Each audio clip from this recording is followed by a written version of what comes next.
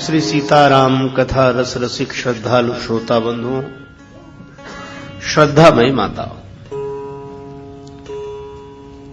भगवान श्री सीताराम जी की अहेतु की कृपा और उनकी मंगलमयी प्रेरणा से हम सभी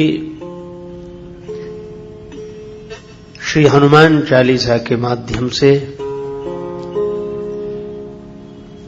पवन कुमार के चारु चरित्र का चिंतन करके लाभान्वित हो सकें।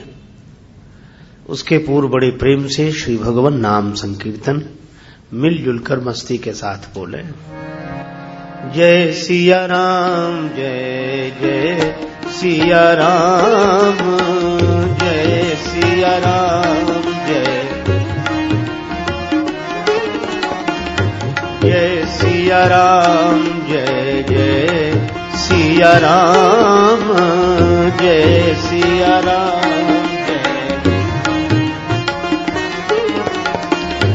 जय सिया राम, जय जय सिया राम, जय सिया राम, जय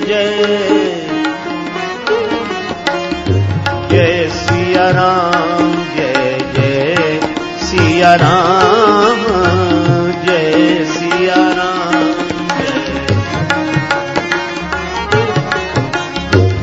जय सिया राम, जय जय सिया राम, जय सिया राम,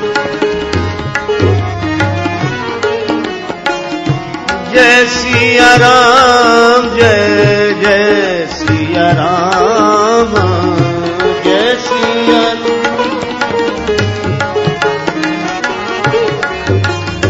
जय सिया राम, जय जय सिया राम, जय सिया राम, जय सिया राम, जय जय सिया राम, जय सिया,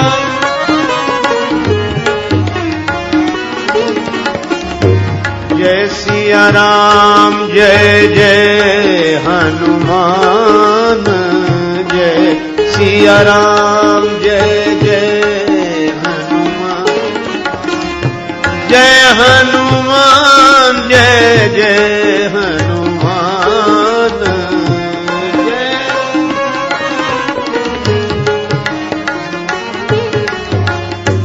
संकट मोचन कृपा निधान, संकट मोचन कृपा, जय सिया राम, जय जय सिया राम, जय सिया,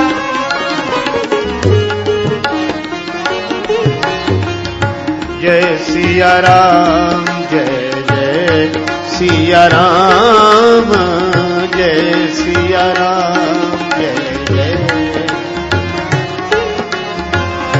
जय सिया राम,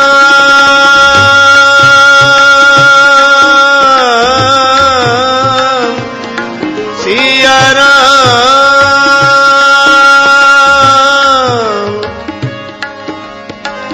जय सिया राम, जय जय सिया राम, जय सिया, जय सिया राम, जय सिया राम, जय जय सिया राम, जय सिया राम, जय जय राम, जय जय राम, जय जय। श्री सीताराम जी महाराज की जय, श्री हनुमान जी महाराज की।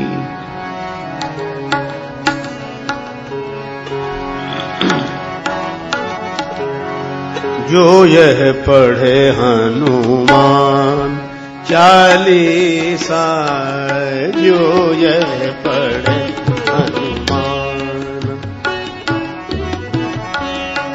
जो यह पढ़े हनुमान,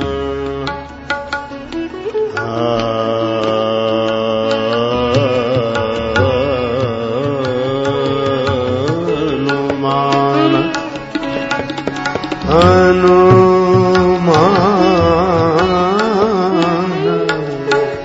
पढ़े हनुमान चालीसा जो यह पढ़े हनुमान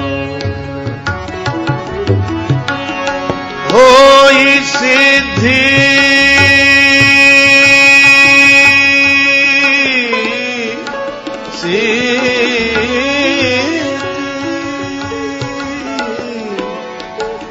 होई सिद्धि साखी गौरी सा गौरी सा गौरी सा जो यह पढ़े हनुमान चालीसा जो यह पढ़े हनुमान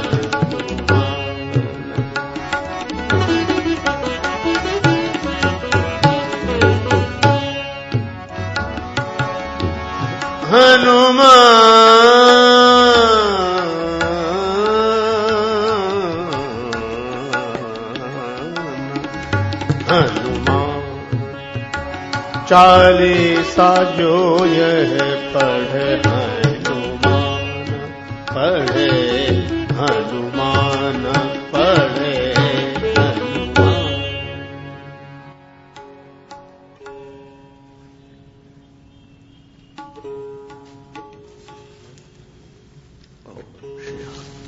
श्री सीताराम भक्ति भूषण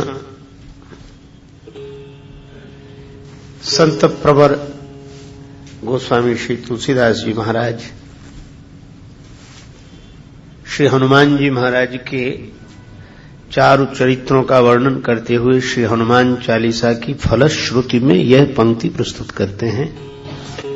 श्री हनुमान चालीसा का जो पाठ करेगा, जो इस ग्रंथ को पढ़ेगा,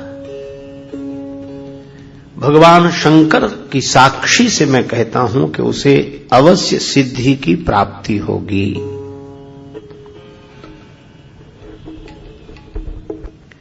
जिस ग्रंथ की ऐसी महिमा, जो पढ़े, जो का अर्थ कोई भी श्री हनुमान चालीसा के पाठ में ऐसा नियम नहीं है कि कौन पढ़ सकता है, कौन नहीं पढ़ सकता। बहुत बार ऐसा प्रश्न पूछा जाता है। एक मैया ने मुझसे पूछा कि महाराज, हम हनुमान चालीसा पढ़ सकते हैं क्या? माताओं को हनुमान चालीसा पढ़ने का अधिकार है? हमने कहा, माताजी हमसे क्या पूछ रही हो? श्री हनुमान चालीसा ने ही उत्तर दिया है, जो यह पढ़े हनुमान चालीसा, जो पढ़े, चाहे वह महिला हो, पुरुष हो, बालक हो, वृद्ध हो, युवक हो, रोगी हो, निरोगी हो, कोई भी पढ़े, पुरुष नपुंसक नारी वा जीव चराचर कोय, जो यह पढ़े। एक तो हर किसी को पढ़ने का अधिकार है, हर समय अधिकार है श्री हनुमान चालीसा पढ़ने का। और दूसरी बात, पढ़ने में कोई शर्त नहीं कि मन लगाकर पढ़ो, सावधानी पूर्वक पढ़ो,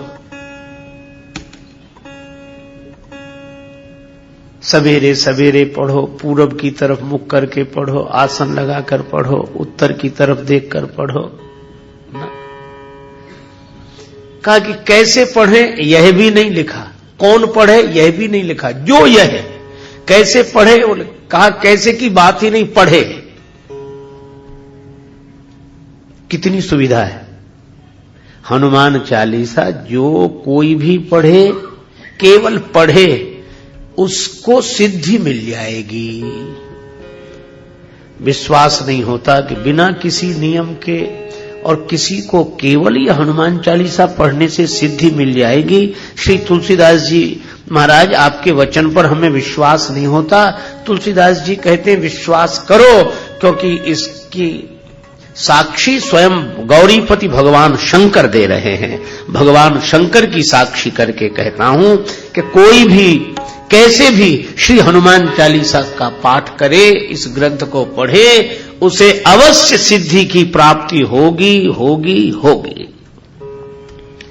तो ऐसी महिमा है श्री हनुमान चालीसा की, और जिस ग्रंथ की ऐसी महिमा है उसी की कथा हम लोग श्री सीताराम जी की मंगलमयी प्रेरणा से कल की भांति आज भी श्रवण कर रहे हैं।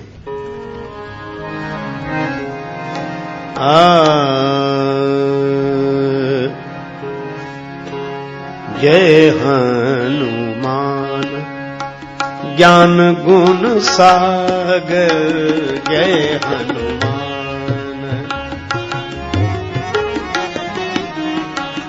जय हनुमान ज्ञान गुण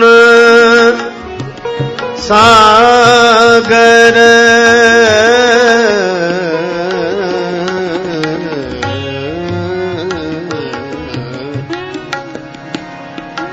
जय हनुमान जय हनुमान जय हनुमान। श्री तुलसीदास जी कहते हैं हनुमान जी महाराज की जय हो जय हो। वे ज्ञान और गुणों के सिंधु हैं। ज्ञान के सिंधु हैं क्योंकि सूर्य भगवान से उन्होंने ज्ञान प्राप्त किया है, ज्ञानियों में अग्रगण्य है। गुण सागर है। कल कहा गया था कि जहां गुण है वहां दोष है।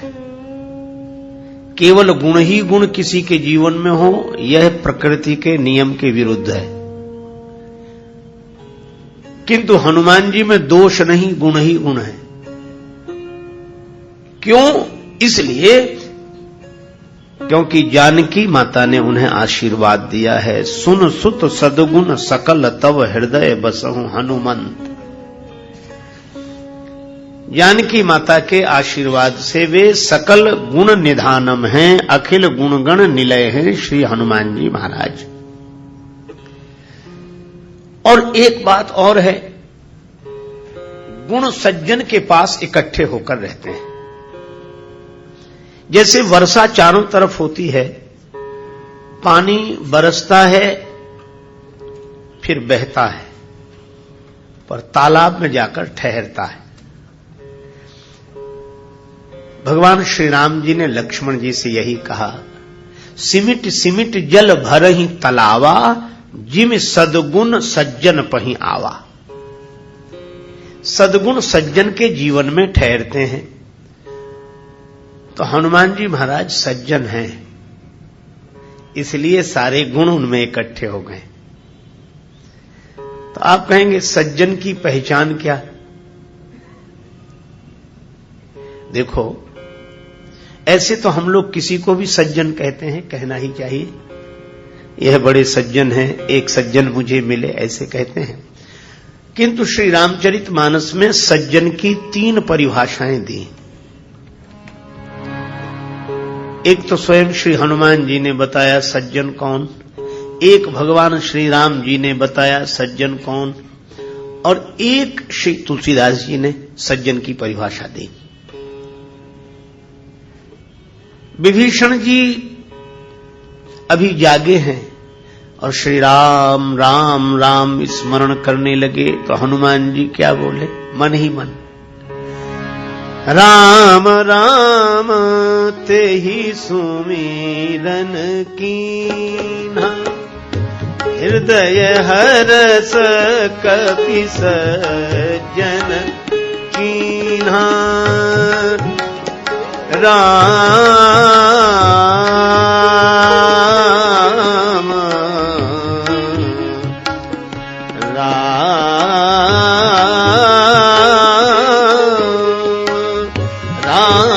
राम ते सुमिरन कीन्हा, हृदय हरस कपि सज्जन कीन्हा। जो श्री राम राम स्मरण करे, भगवान का नाम ले, वह सज्जन है। तो हनुमान जी इस दृष्टि से सज्जन है। सुमिर पवन सुत पावन नाम, सुमिर पवन सुत पावन, अपने बस करी राखे राम, सुमिर पवन सुत पावन।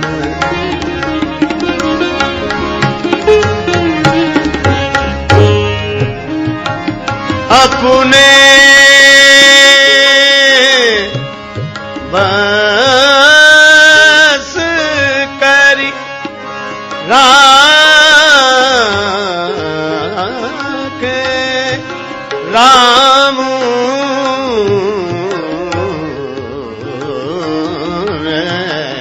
सुमिर पवन सुत पावन, नाम नाम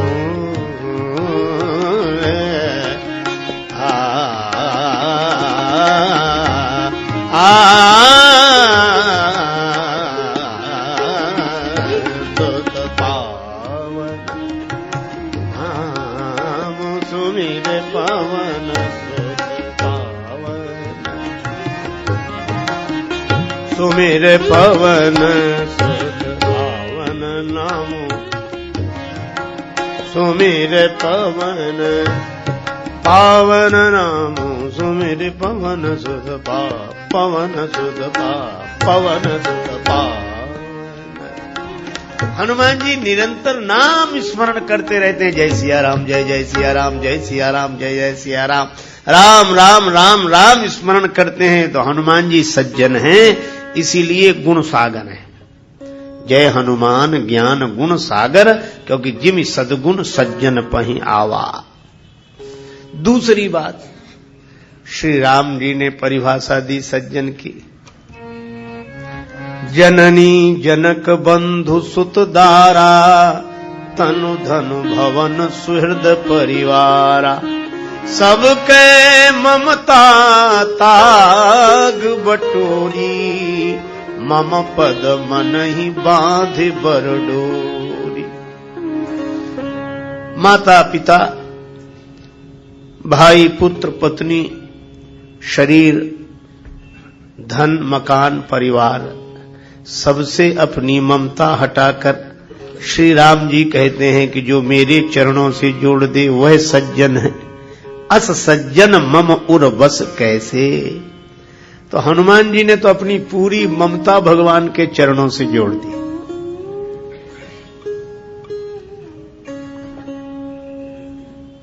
एक दिन श्री राम जी ने कहा, हनुमान मैंने तुम्हें कोई पद नहीं दिया, किष्किंधा का पद सुग्रीव को तुम्हारे कारण मिला, लंका का पद विभीषण जी को तुम्हारे कारण मिला, और अयोध्या का पद मुझे तुम्हारे कारण मिला, पर तुम्हें कोई पद नहीं मिला।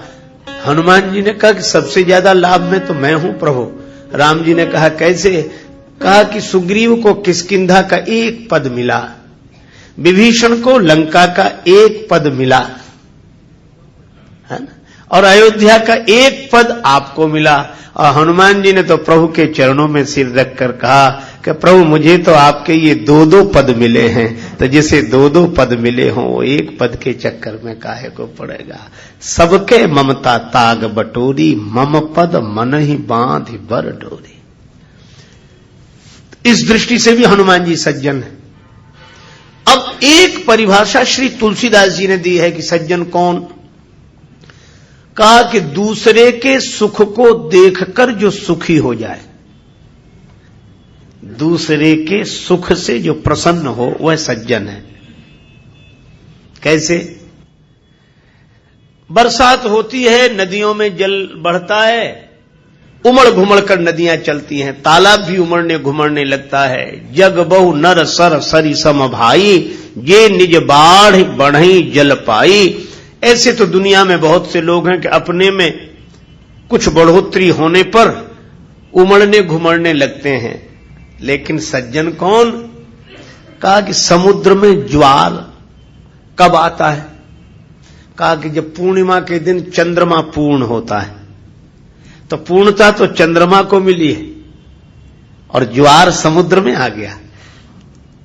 समुद्र का हृदय हर्ष से भर गया चंद्रमा की पूर्णता देखकर। सज्जन सकृत सिंधु सम कोई, देख पूर विधु बाढ़ई जोई। तो वे सज्जन हैं जिनका स्वभाव समुद्र की तरह है, पूर्णता दूसरे की देखकर अपने हृदय में हर्ष उमड़ने लगे तो समझ लो हम सज्जन हैं। तो इस दृष्टि से भी हनुमान जी सज्जन है। क्यों? राज्य सुग्रीव को मिले तो हनुमान जी प्रसन्न, राज्य विभीषण को मिले तो हनुमान जी प्रसन्न, और राम राज्य अयोध्या वासियों को मिले तो हनुमान जी प्रसन्न।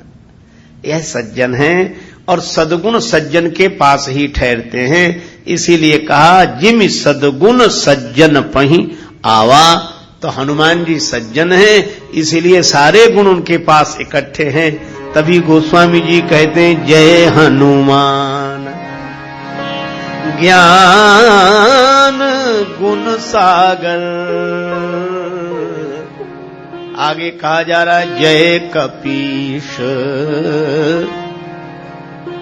हे वानरों के ईश। हनुमान जी बंदरों के राजा है। वानराणाम धीशम।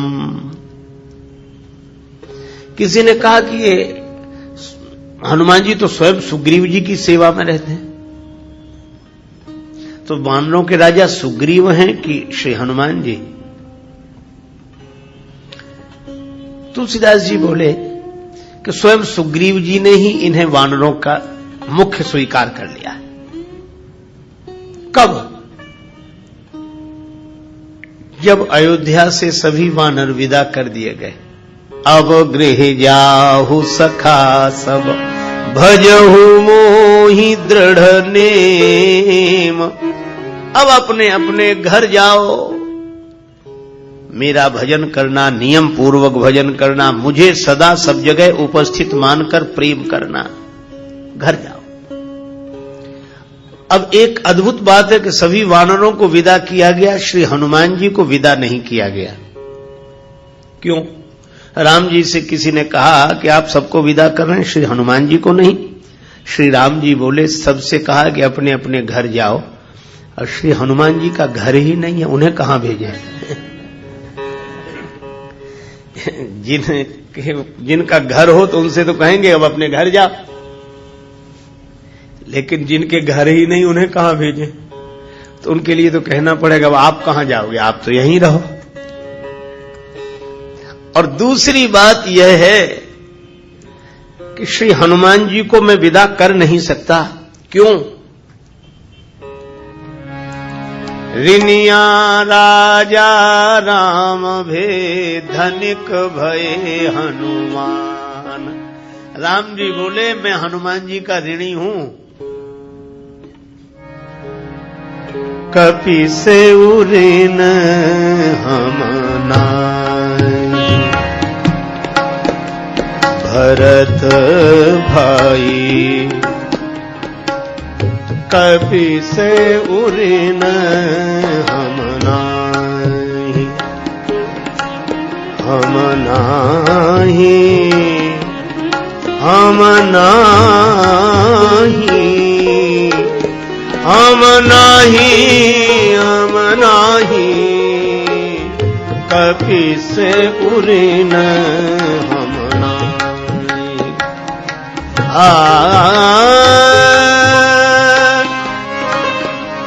हम नाही,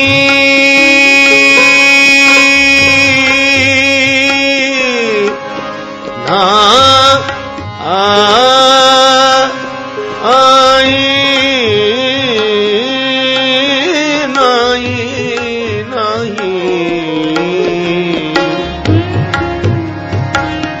कपि से ऋण हम नाही, भरत भाई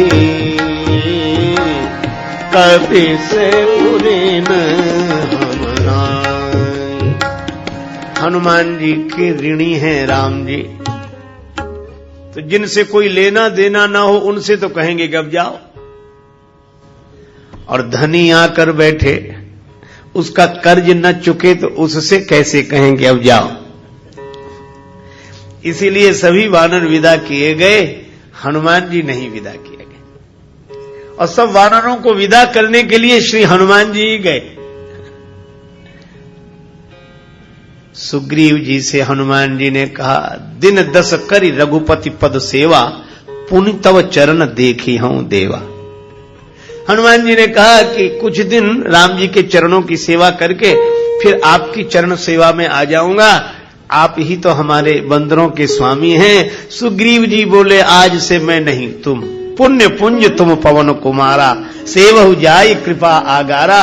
क्यों? बोले हम वानर सब बड़भागी हैं, हम सब सेवक अति बड़भागी।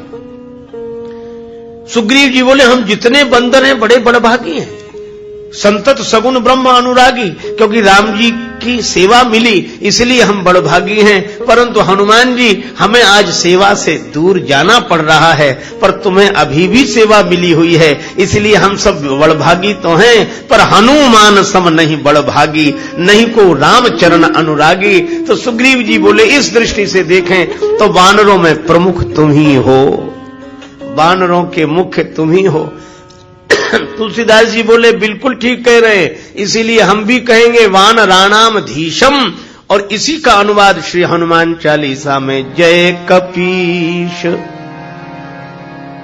हे कपीश,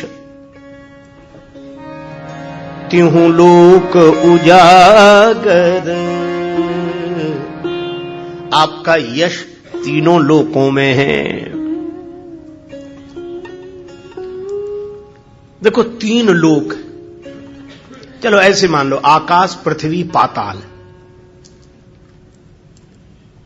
और तीनों लोकों में इनका यश है, पाताल में भी, पृथ्वी पर भी, आकाश में भी। तो अगर उस दृष्टि से देखा जाए तो छलांग लगाकर सूर्य भगवान को मुख में रख लिया तो आकाश में जय जयकार हुई, और पृथ्वी पर राम जी की सेवा करके ऐसा कार्य किया कि लोग कहने लगे राम ते अधिक राम कर दासा। और पाताल जाकर श्री राम जी लक्ष्मण जी को ले आए, तो तीनों लोक उजागर, तीनों लोकों में यश है। एक और दूसरी दृष्टि है, ये 3 की सेवा में बराबर रहे, राम जी, लक्ष्मण जी और जानकी जी। अगर देखा जाए तो इन तीनों का 3 लोक से संबंध है। लक्ष्मण जी का संबंध पाताल से है, क्योंकि वे शेषावतार हैं और शेष के सिर पर ही पृथ्वी है। लक्ष्मण जी शेषावतार हैं और शेष के सिर पर पृथ्वी, तो पृथ्वी से नीचे पाताल, और उसमें कौन रहते हैं का शेषावतार लक्ष्मण जी। और श्री जानकी जी का जन्म ही पृथ्वी से हुआ है, और राम जी भगवान है, भगवान का संबंध ऊपर से है, आकाश से है, क्योंकि वे आकाश के समान नील वर्ण वाले हैं। तो आकाश की तरह हैं राम जी, पृथ्वी का प्रतिनिधित्व कर रही है श्री जानकी जी, और पाताल का प्रतिनिधित्व कर रहे हैं शेषावतार श्री लक्ष्मण जी। तो लक्ष्मण जी भी हनुमान जी को मानते हैं, राम जी भी हनुमान जी को मानते हैं, और जानकी जी भी हनुमान जी को मानती हैं। तुलसीदास जी बोले, इसीलिए हम कह रहे हैं जय कपीश तिहु लोक उजागर, तीनों लोकों में आपकी जय जयकार हो रही है, आपकी जय हो जय हो। और इतनी विशेषताएं होने के बाद भी जय हनुमान, आपने अपने मान का हनन कर दिया, अभिमान नहीं है। एक सज्जन बोले, हनुमान का यह भी तो अर्थ है, हनु कहते हैं ठुड्डी को, इंद्र ने वज्र का प्रयोग किया, मान माने टेढ़ा, इसीलिए जब कोई रूठ जाता है, टेढ़ा हो जाता है, तो क्या कहते हैं, मान किए हुए बैठे, मान। और जब कोई करे मान, तब उसको मनाओ, तब वो सीधा हो, तो मान माने टेढ़ा। तो इसीलिए जय हनुमान, हनु कहते ठुड्डी को, इंद्र के वज्र के प्रहार से उनकी ठुड्डी टेढ़ी हो गई थी, इसलिए हनुमान नाम है।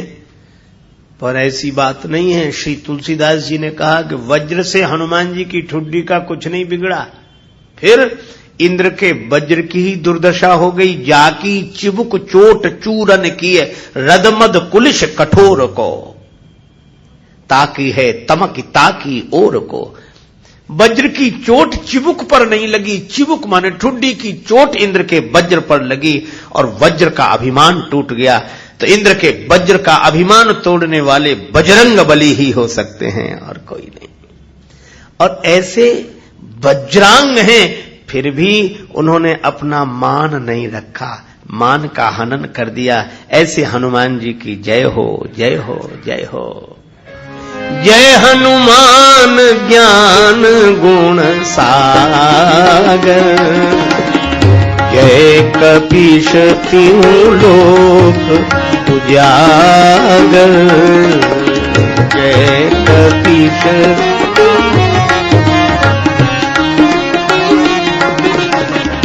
रामदूत अतुलित बल धामा, अंजनी पुत्र पवन सुत नामा, महावीर विक्रम बजरंगी, कुमति निवार सुमति के संगी।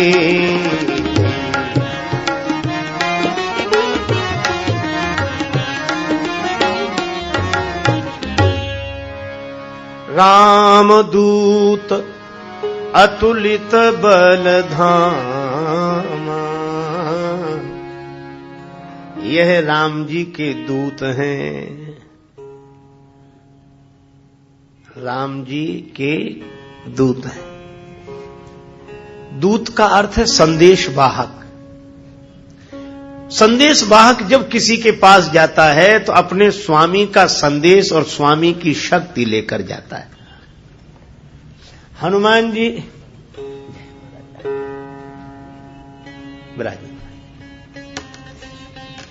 श्री हनुमान जी महाराज जहां भी जाते हैं अपने स्वामी की शक्ति और संदेश लेकर जाते हैं।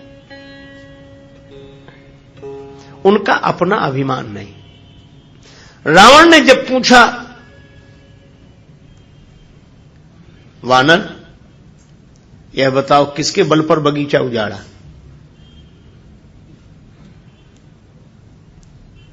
रावण बार बार यही कहता है, कही के बल बन घालिस खीसा, किसके बल पर? तो हनुमान जी ने कहा, क्या हनुमान जी की जगह और कोई होता तो यही तो कहता कि तुम्हारे पास ताकत है, क्या हमारे पास शक्ति नहीं है? पर हनुमान जी ने यह नहीं कहा। हनुमान जी बोले, यही पूछ रहे हो ना कि किसके बल पर मैंने बगीचा उजाड़ा? हनुमान जी ने कहा, जिसके बल पर तुम लंका के राजा हो, जाके बल लवलेश ने जितेहु चराचर झारी। चराचर प्राणियों पर, पूरी सृष्टि पर जिसके बल पर तुमने अधिकार प्राप्त कर लिया है, उनका बल मुझे भी मिला। तो तुम कौन हो? तासु दूत मैं जाकर हरियाने हूं प्रिय नारी। मैं उन्हीं राम जी का दूत हूं, राम जी का संदेश लेकर आया हूं। और सचमुच हनुमान जी महाराज राम जी के संदेश वाहक हैं। राम जी का संदेश आज तक सबको दे रहे हैं।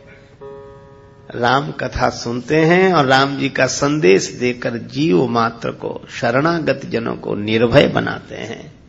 तासु दूत, जानकी माता से भी कहते हैं, राम दूत में मातु ज्ञान के दूत में मातु। श्री राम दूत में मातु, मातु जान की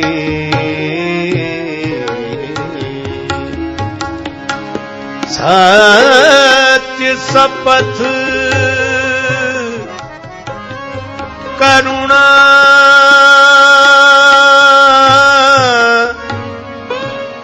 निधान की, निधान के दूत में ध्यान के राम दूत में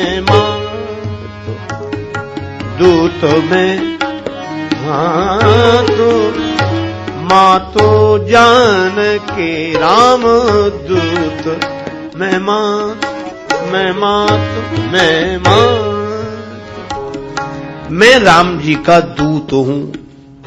अच्छा, दूत होने के साथ विशेष बात क्या है?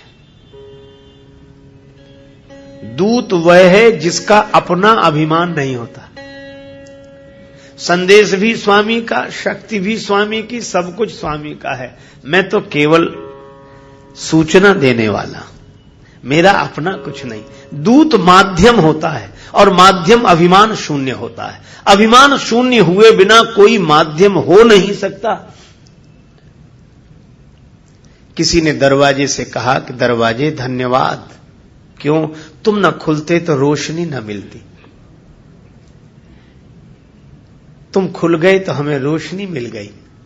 दरवाजे ने कहा कि यह बात तो ठीक है कि मैं खुल गया और रोशनी मिल गई, लेकिन रोशनी मेरी नहीं है। रोशनी तो सूरज की है, रोशनी तो ऊपर वाले की है। यही बस। दरवाजे से किसी ने पूछा कि अगर रोशनी ऊपर वाले की है पर महिमा तो तुम्हारी है, तुम न होते तो मिलता ये प्रकाश।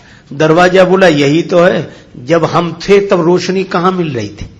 जब दरवाजा लगा था तब रोशनी कहां मिल रही थी? और बोले जब हम हट गए तो रोशनी मिलने लगी। बस यही बात है कि जब तक दूत कौन? कहा कि जब तक अहंकार रहता है तब तक ऊपर वाले की रोशनी नहीं मिल पाती, और अहंकार हटते ही प्रकाश ऊपर वाले का भीतर आने लगता है। तो दूत कौन? जिसका कुछ हट गया हो, अहंकार हट गया हो।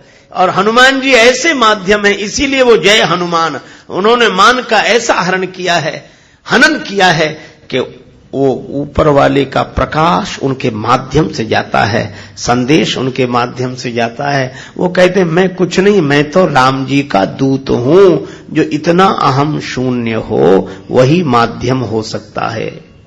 ईगोलेस हुए बिना माध्यम कोई हो ही नहीं सकता। हनुमान जी महाराज तो कहते मैं कुछ हूं नहीं, मैं तो, मेरी पहचान तो एक ही है, रामदूत। मैं इतना ही जानता हूं कि मैं राम जी का दूत हूं, बस यही मेरी पहचान है, इसके अलावा मैं कुछ नहीं जानता। रामदूत। और इसीलिए जब हनुमान जी चले भी, सुंदरकांड का आरंभ जहां हुआ वहां वर्णन है कि हनुमान जी ने छलांग लगाई और पहाड़ पर बैठ गए। बहुत ऊंचा पहाड़ था। हनुमान जी ने क्या किया? सिंधु तीर एक भूधर सुंदर कौतुक कूद चढ़े उता ऊपर। खेल में इतने ऊंचे पहाड़ पर पहुंच गए। सोचा अभिमान ना आ जाए कि इतनी बड़ी ऊंचाई प्राप्त कर लेना हमें खेल हो गया। तो हनुमान जी उसी समय करते क्या है? बार बार रघुवीर संहारी, बार बार रघुवीर तरकेऊ पवन तनय बल भारी, बार बार रघुवीर। बार बार भगवान का स्मरण किया। इसका अर्थ यही है कि ऊंचाई पाने पर कहीं अभिमान ना आ जाए, लेकिन जो बार बार भगवान का स्मरण करेगा उसके मन में अभिमान नहीं आएगा। हनुमान जी के मन में कोई अभिमान नहीं आया तो चले कैसे हनुमान जी? बिना अभिमान के तो कोई चल ही नहीं सकता। बिना अभिमान के कैसे चलेगी? हम ये हैं, हम यह होकर जा रहे हैं। पर हनुमान जी क्या होकर गए? हनुमान जी हम होकर नहीं गए। जिमि अमोघ रघुपति कर बाना, यही भांति चलेऊ हनुमाना।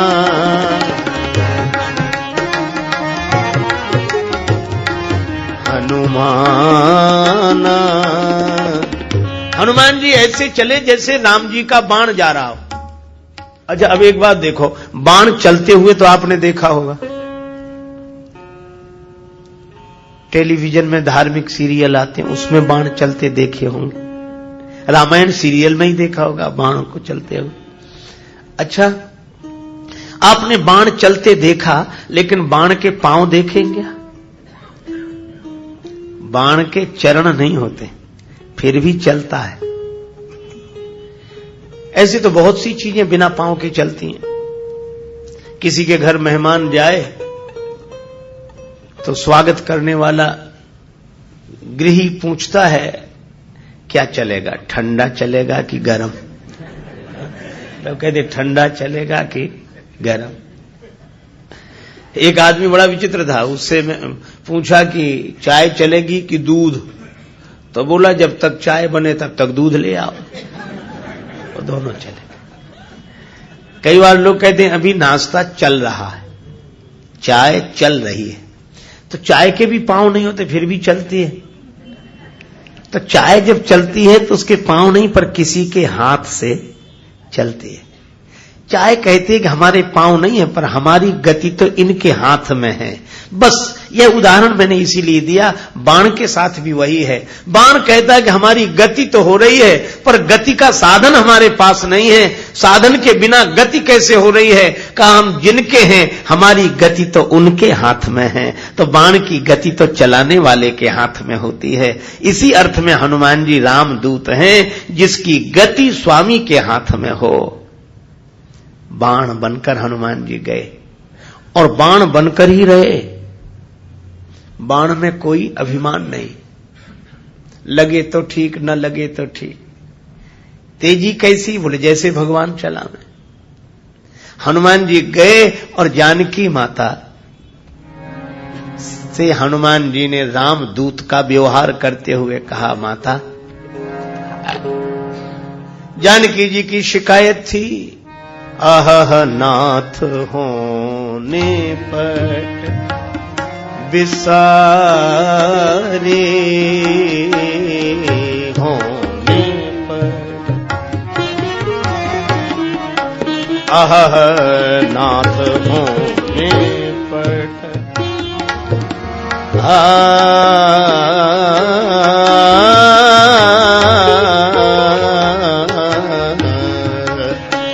नाथ होने पर।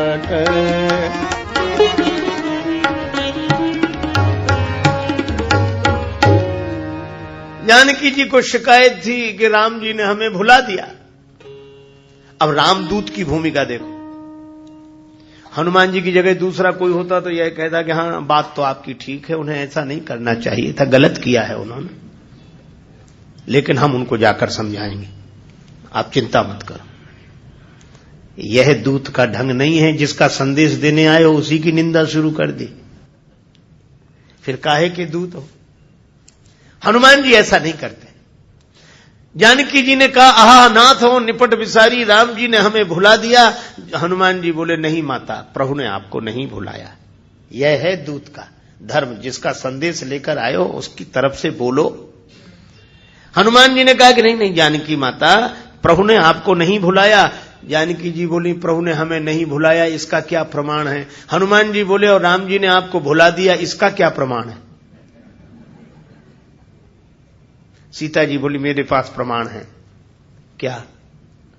इंद्रपुत्र जयंत ने कौआ बनकर मेरे चरण में चोंच का प्रहार किया, तो उसके पीछे भगवान ने अपना बाण लगा दिया, और हरण करने वाला अब तक आराम से बैठा है। इसीलिए लगता आहा नाथ हो निपट विसारी।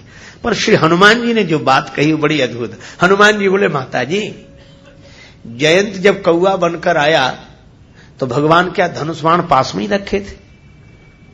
वे तो उस समय आपकी गोद में सिर रखकर शयन कर रहे थे। हाँ हाँ, फिर आप कह रहे हैं कि बाण जयंत के पीछे लगाया। अरे नहीं बेटा, सींक रखी थी लकड़ी की छोटी छोटी, पुष्प रखे थे, क्योंकि उन्हीं से आभूषण बनाकर प्रभु ने उस दिन मेरा श्रृंगार किया था। तो भगवान ने सींक उठा ली, और सींक का धनुष और सींक का बाण, वो सींक का बाण ही जयंत के पीछे लगा दिया। हनुमान जी बोले, माता जी, इतनी सी सींक क्या बाण बनी होगी? बेटा, बात सींक की नहीं है, प्रभु के संकल्प की है। प्रेरित मंत्र ब्रह्म सर धावा। अच्छा, तो औरों को तो सींक दिख रही होगी, बाण नहीं दिख रहा होगा। ना।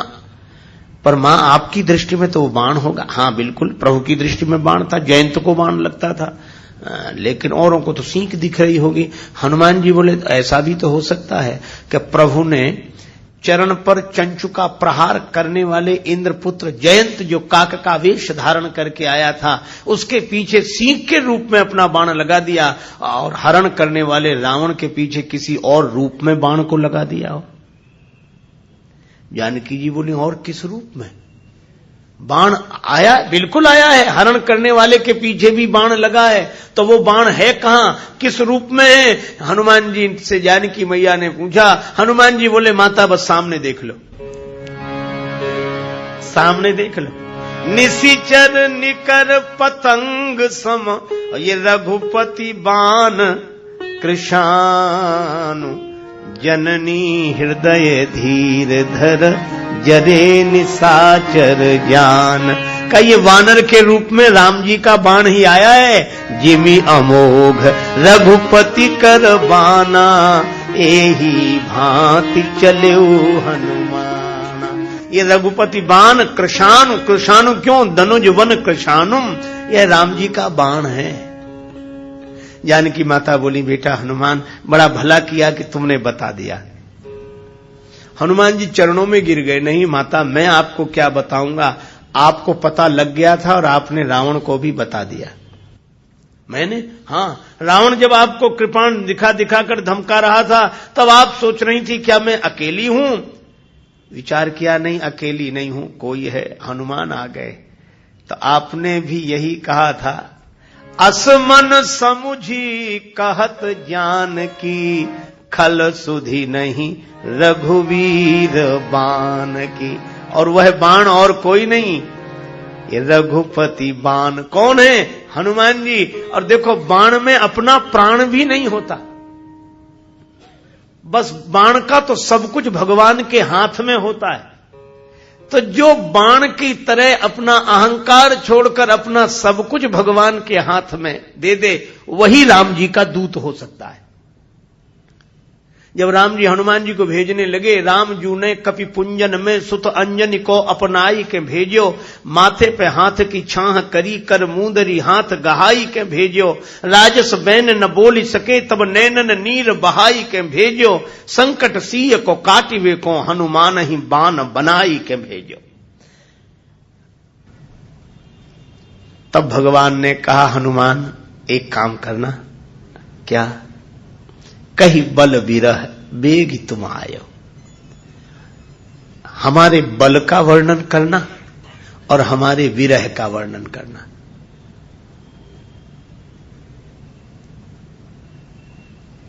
लक्ष्मण जी ने कहा इनसे कह रहे हो, जिन्हें पता ही नहीं कि विरह होता क्या है, जिनका संयोग ही नहीं बना संसारिक जीवन में, सांसारिक जीवन में, उन्हें वियोग का क्या अनुभव? उनसे कह रहे हो कि हमारा विरह सुनाना। और ये अपना ही बल भूले रहते हैं, याद दिलाओ तो इन्हें अपने बल की याद आती है। आप कहते हो कि बल और विरह मेरा सुना कर आना।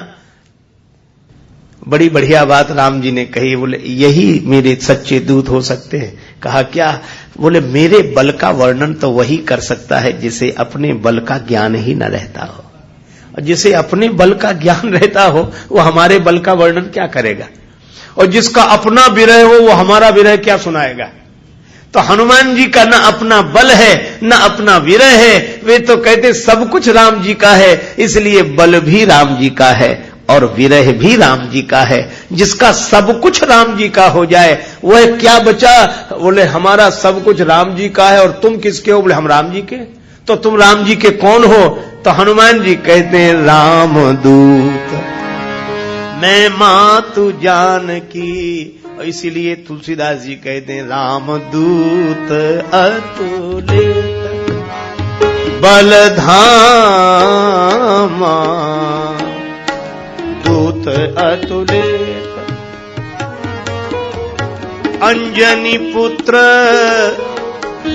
पवन सुत नामा, राम दूत अतुलित दूत अतुलित, दूत अतुलित अतुलित। राम जी के दूत हैं श्री हनुमान जी। अब आगे भी बढ़े हम लोग। अतुलित बल धामा, हनुमान जी में अतुलित बल है। अतुलित बल का अर्थ है जिनका बल तोला न जा सके। पौराणिक युग में बल की तौल हाथी के अनुसार होती थी। कहते हैं कि दुशासन के भुजाओं में 10,000 हाथियों का बल था। इसीलिए तो द्रौपदी माता के चीरहरण के प्रसंग में भक्त कवियों ने कहा 10,000 गज बल थक्यो, 10 गज घट्यो न चीर। ऐसे वर्णन करता हाथियों का। अब वैसी शक्ति और वैसा युग नहीं रहा। तो अब हाथियों से शक्ति का माप नहीं करते, अश्व शक्ति आ गई, हॉर्स पावर। अब हाथियों से नहीं, हॉर्स पावर। लेकिन उस समय हाथियों से।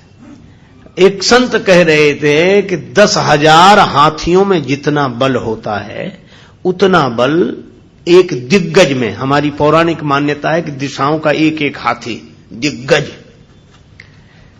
तो 10,000 हाथियों में जितना बल होता है वह एक दिग्गज में, और 10,000 दिग्गज में जितना बल होता है उतना इंद्र के एक हाथी ऐरावत में, और 10,000 ऐरावत में जितना बल है उतना एक इंद्र में, और 10,000 इंद्र में जितना बल है उतना बल हनुमान जी की इस उंगली में है। बोलो अब कितना बल होगा?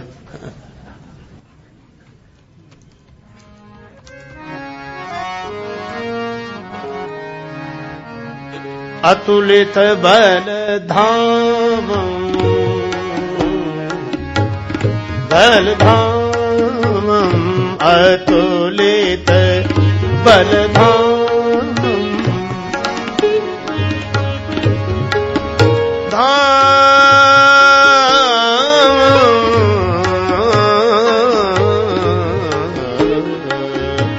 बल धाम, अतुलित बल धाम, बल धाम, बल धाम, अतुलित, अतुलित बल धाम, बल धाम, हेम शैलाभ देहं धनुज वन कृशानुम ज्ञानी नामाग्रगण्यम् अतुलित बलधाम, अतुलित बलधामं, बलधामं, बलधाम। अतुलित बलधाम, हनुमान जी अतुलित बल धाम है। रामदूत अतुलित बल धामा, इनके बल का कोई पार नहीं, कोई पार नहीं, असीम अतुलित बल है। पर गोस्वामी जी कहते हैं इतने बल वाले होकर भी जय हनुमान, अभिमान नहीं। किसी ने हनुमान जी से कहा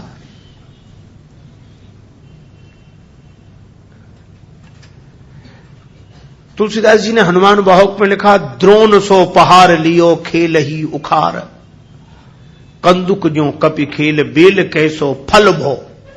श्री हनुमान जी ने इतना बड़ा द्रोणागिरी पर्वत उठा लिया।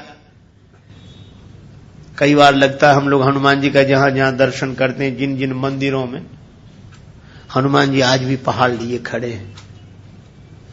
मुझे कभी कभी लगता है कि इस रूप में दर्शन हो रहा सो अच्छा है, पर जब देखो तब पहाड़ ही लिए खड़े हैं, कभी तो आराम करने दो इन्हें।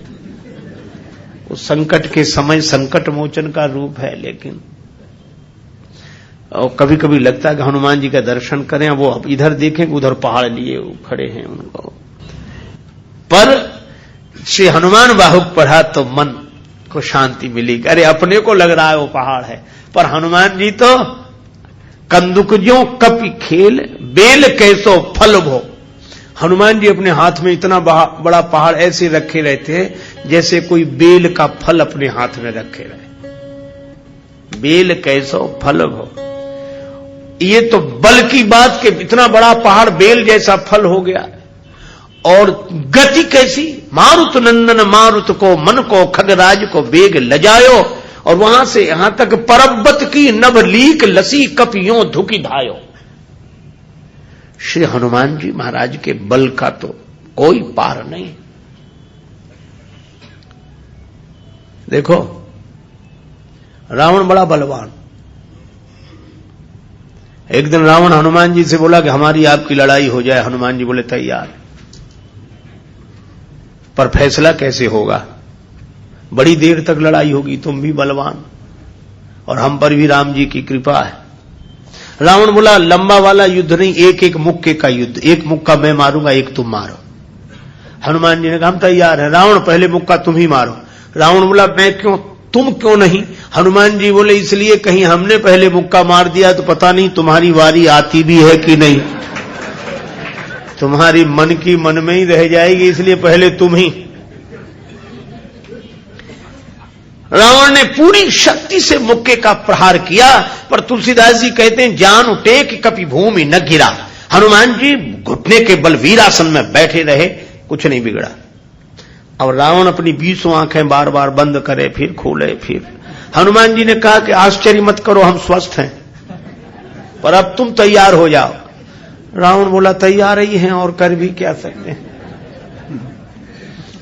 हनुमान जी ने पूरी शक्ति से हाथ ऊपर उठाया मुक्के के रूप में। घबरा गए ब्रह्मा जी शंकर जी। ब्रह्मा जी बोले रोको, कहीं मुक्का गिर गया और रावण मर गया तो राम जी का तो पूरा प्रोग्राम ही फेल हो जाएगा। उनकी रामायण पूरी होने दो, तुलसीदास जी की और लीला राम जी की पूरी होने दो। अब हनुमान जी हाथ नीचे करें, आवे ने ऊपर देखा तो ब्रह्मा जी हाथ जोड़े थे कि दया करो। हनुमान जी बोले तो थोड़ा सा स्वाद तो चखा देना चाहिए। तुलसीदास जी कहते हैं कि रावण साधारण वीर नहीं है, जो 10 शीश महीधर ईश को 20 भुजा खुली खेल ने हारो। और उस पर जब हनुमान जी ने प्रहार किया तो सो हनुमान हन्यो मुठिका, तो रावण को ऐसे लगा कि गिरिगो गिरिराज जो गाज को मार्यो, जैसे गिरिराज हिमालय पर वज्रापात हुआ हो। रावण धरती पर गिर गया, मूर्छित रहा बड़ी देर तक। बड़ी देर में आंख खोली तो बोला बड़े बलवान हो। हनुमान जी बोले बल तो इन्होंने देखने नहीं दिया, ब्रह्मा जी और शंकर जी ने। बल तो तब होता जब तुम बताने के लिए बचते ही नहीं। गोस्वामी जी लिखते हैं कपिबल विपुल सराहन लागा। हनुमान जी के बल की सराहना रावण करता है और किसी की नहीं करता। अंगद जी गए तो यही कहा तो प्रभु नारी विरह बलहीना, तुम्हारे स्वामी तो प्रिया विरही है इसलिए बलहीन हो गए। तो प्रभु नारी विरह बलहीना, लक्ष्मण बोले अनुज तासु दुख दुखी मलिना। अंगद जी बोले हम और हमारे चाचा सुग्रीव। कहा तुम तो नदी किनारे के पेड़ हो, जिस दिन बाढ़ ज्यादा आई उसी दिन उखड़ कर बह जाओगे। तुम सुग्रीव कूल द्रुम दो। अच्छा और कोई? आपके भैया विभीषण जी कैसे बलवान है? रावण बोला बलवान है पर बंधु हमारो भीरु अति सो, हमारा भाई जो है डरपोक है। नलनील जामवंत जी का जामवंत हाँ बलवान कभी थे आजकल नहीं। जामवंत मंत्री अति बूढ़ा, सो की हो अब समरा रूढ़ा। नलनील इंजीनियर अच्छे हैं, पुल आदि बनाना हो तो। योद्धा नहीं है, शिल्पी कर्म जान ही नलनीला। अंगद जी बोले तो हमारी सेना में, राम जी की सेना में, दल में कोई बलवान नहीं है। रावण बोला हाँ कोई नहीं, नहीं नहीं नहीं एक है, एक है। किसी को नहीं माना, पर हनुमान जी के बारे में क्या कहता अंगद जी से? रावण भी है कपि एक महाबलशीला, एक बड़ा बलवान है। अंगद जी बोले उसका नाम बताओ। रावण बोला यही तो मुश्किल है, नाम नहीं जानते। तो उसने अपना नाम नहीं बताया ना। क्या बताया? बोले यह कहा था कि हम तो राम जी के दूत हैं, तास दूत में जाकर हरि आने हो प्रिय नार। तो रामदूत अपने को कहता रहा, पर बलशील बहुत था। है कपि एक महाबलशीला। तुलसीदास जी उसी बात को कहते, रामदूत अतुलित बलधामा। परिचय रामदूत के रूप में और महिमा अतुलित बलधाम के रूप में। रावण बोला नाम नहीं पता। अंगद जी बोले तो काम बताओ। रावण बोला काम यही है, आवा प्रथम नगर जेहि जारा, जो पहले ही आकर लंका जला गया, उस जैसा कोई बलवान नहीं है। रावण ने इतने हनुमान जी को हराने के उपक्रम किए। जब से हनुमान जी की पूंछ के द्वारा रावण की लंका जल गई, तो उसने हनुमान जी की पूंछ को अपनी मूंछ से जोड़ लिया कि इस बंदर की पूंछ ने तो हमारी मूंछ नीची कर दी। वो सोए जागे तो हनुमान जी की पूंछ दिखे उसे, आंख बंद करे तो पूंछ दिखे। परेशान हो गया। और रावण को हनुमान जी की पूंछ सहन नहीं हो रही थी। पूंछ माने प्रतिष्ठा। अंग विशेष को तो पूंछ कहते हैं, पर पूछने को भी तो पूंछ कहते हैं। आजकल सब जगह झगड़ा इसी बात का है। जो देखो तो वही कहते हैं कि घर में आ रहा, बोलो और तो सब ठीक है, पर अब घर में हमारी कोई पूंछ नहीं रही, कोई हमें पूछता ही नहीं। लोग तारीफ भी करते हैं तो कहते हैं इन्हें साधारण आदमी समझा, इनकी बड़ी पूंछ है। कुछ लोग कहते हैं इनकी यहां से लेकर वहां तक पूंछ है। सब लोगों को लगता है उनके यहां गए, चाय की कौन कहे, पानी तक के लिए नहीं पूछा। हम सब लोग पूंछ के पीछे पड़े हैं कि हमारी पूंछ रहे, और हनुमान जी के पीछे पूंछ पड़ी है। और उनकी पूंछ का कुछ नहीं बिगड़ता, इतनी बड़ी लंका जल गई। और रावण को हनुमान जी की पूंछ सहन नहीं हो रही थी, ईर्ष्या की आग में जला रहा था। क्योंकि किसी भी दुर्जन को किसी सज्जन की बढ़ती हुई प्रतिष्ठा की पूंछ सहन नहीं होती, वह ईर्ष्या की आग में उसे जला देना चाहता है। लेकिन उसी समय हनुमान जी की पूंछ बढ़ी, और पूंछ तो नहीं जली, पर ईर्ष्या से जलने वाले का सब कुछ जल गया। जानकी माता ने कहा हनुमान तुम्हारी पूंछ नहीं जली। हनुमान जी से पूछा लंक जला के जली भी नहीं, हनुमंत विचित्र है पूंछ तुम्हारी। कौन सा जादू राजेश भरा, हंसी पूछती हैं मिथिलेश दुलारी। हनुमान जी बोले माता और कोई जादू नहीं। बोले कपि ही राघव आगे हैं, हृदय में आगे राम जी हैं, और पीछे पूंछ रहस्य है भारी। वानर को भला पूछता कौन, श्री राम के पीछे है पूंछ हमारी। आगे राम जी हैं, पीछे हमारी पूंछ है। राम जी के पीछे ही तो हमारी पूंछ है, नहीं तो कौन पूछता। तो अंगद जी से रावण ने यही कहा कि जिसने लंका जला दी और नाम पता नहीं, नाम राम जी का लेता रहा, काम उसके द्वारा होता रहा। पर रावण ने सोचा कि इस बंदर को पकड़वाएं। 4 तरह की सेनाएं भेजी। हाथी पर सवार सैनिक, घुड़सवार, रथी और पैदल। और चारों सेनाओं ने हनुमान जी को चारों तरफ से घेरा। लक्ष्मण जी को चिंता हुई। लक्ष्मण जी बोले प्रभु हनुमान जी अकेले हैं, 4 सेनाएं उन्हें घेर रही हो, गदा भी नहीं लिए हैं हाथ में, आज्ञा हो तो हम चले जाएं। राम जी बोले नहीं, जाने की जरूरत है लक्ष्मण, हनुमान जी अकेले ही काफी है। अतुलित बलधामा। अच्छा तो लड़ेंगे कैसे? बोले अभी देखना। और सच में लड़ाई शुरू हुई। चारों सेनाओं ने इकट्ठे होकर आक्रमण किया हनुमान जी को चारों तरफ से घेर कर। पर वाहरे बजरंग बली अतुलित बलधामम, वीर बजरंग बली ने जिस समय छलांग लगाई, और ऐसी छलांग लगाई पवन के वेग को लज्जित करते हुए वीर बली बजरंग ने कि हाथी पर पहुंच गए। हाथी पर सवार सैनिक को नीचे गिरा दिया और पलटी खाकर विशाल रूप बनाकर हाथी को ही हाथों में उठा लिया। अब बोलो गदा से तो 2-4 मरते, और हाथी जिस पे पटकेंगे 2-4 मरेंगे। और इतनी फुर्ती कि एक हाथ से इसमें हाथी, एक से उसमें हाथी, और दोनों हाथियों को ऐसे जो किया, हाथी सो हाथी मारे। हाथी उठा के हाथी पर पटक दिया। और इतने में घुड़सवार लोग आए तो घोड़ा उठाकर घोड़े पर, और रथ उठाकर रथ पर। तुलसीदास जी कहते हैं हाथिन सो हाथी मारे, घोड़े घोड़े सो संहारे, रथनी सो रथ बिदरनी बलवान की। बार बार सेवक सराहना करत राम, तुलसी सराहे रीत साहिब सुजान की। राम जी कहते वाह हनुमान वाह वाह वाह। 4 जिन सेनाओं से, रथियों से, हाथी पर सवार सैनिकों से, घुड़सवार सैनिकों से अकेले लड़ रहे हैं। लक्ष्मण जी बोले कमाल कर रहे हैं हनुमान जी, 3-3 सेनाओं से हाथी से हाथी को समाप्त कर देते हैं, दोनों मरते हैं। रथ जिस रथ पे पटके दोनों खराब, घोड़ा घोड़े पर पटके दोनों मर गए। लक्ष्मण जी बोले कमाल कर रहे हैं हनुमान जी। तुलसीदास जी बोले अतुलित बलधाम है। राम जी बोले लक्ष्मण और एक बात तो देखो, ये तो आगे का कमाल है, पीछे तो देखो। पीछे क्या? बोले पीछे पूंछ अपना कमाल कर रही। जो चक्कर में पड़ा, लपेटा पटका साफ किया, फिर दूसरे के लिए तैयार। और पूंछ की लंबाई निश्चित हो तो आदमी सोचे कि इस एरिया मत जाना, खतरा है, पर ये पूंछ बढ़ भी जाए और घट भी जाए। कवितावली में गोस्वामी जी लिखते हैं, लामी लूम लसत लपेट पटकत भट, देखो देखो लखन लरन हनुमान की। ये रामदूत अतुलित बलधामा, इनके बल का पार नहीं है। रावण सोच रहा था सेनाएं इकट्ठी गई है तो बंदर को पकड़ के लाएंगी। एक बंदर 4 सेनाएं, न तो सेनाएं लौटी, संवाददाता लौटे, समाचार देने वाले। रावण ने कहा बंदर कहां हैं? संवाद देने वाले बोले बंदर तो वहीं। सेनाएं कहां? बोले साफ मर गई सेनाएं। हां, क्यों? कहा कि महाराज उस बंदर के सामने टिकना मुश्किल है। जो सामने गए टिके ही नहीं, जाते ही साफ हो गए। रावण बोला वो ना समझ थे जो सामने गए। सामने अगर नहीं टिक रहे थे तो पीछे से वार करते, चोर हमला करते, पीछे से पकड़ते।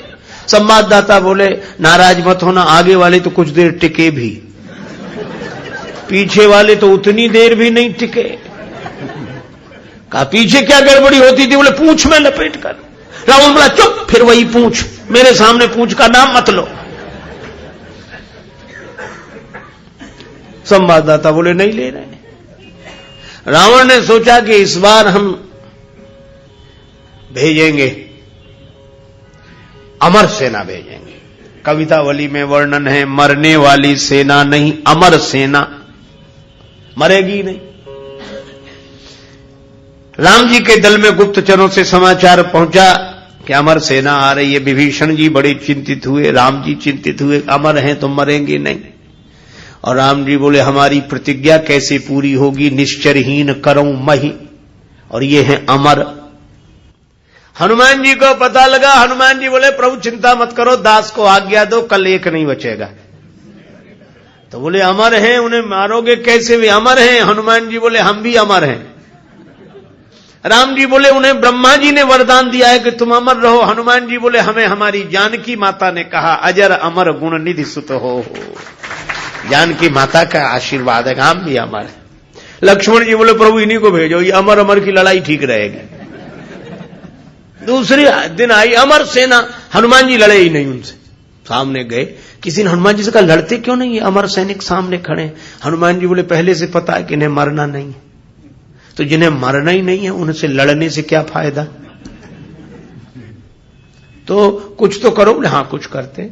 और हनुमान जी ने क्या किया? कवितावली में वर्णन है, जे रजनीचर वीर विशाल कराल बिलोकत काल न खाए, अति रन रोर बड़े बरजोर कपीस किशोर परे फग पाए। हनुमान जी के दाव में पड़े।